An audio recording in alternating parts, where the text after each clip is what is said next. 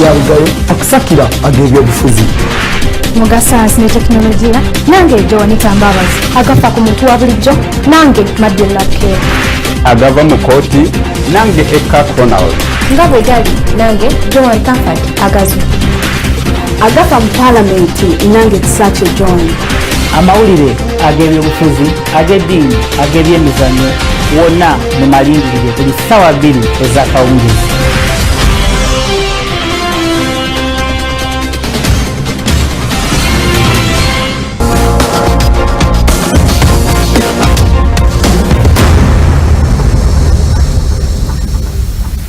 Twesimanyo buli wewekumira ku lutimbe gagadde Kingdom TV.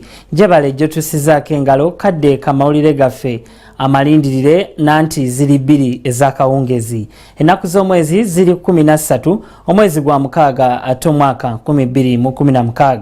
Nze muzukulu wa Mbazira Ssenyonga Beka Mulinde ogakutuusaako ag'olwaleero era kansooke nkulage emitwe gyaffe emikulu egigalimu.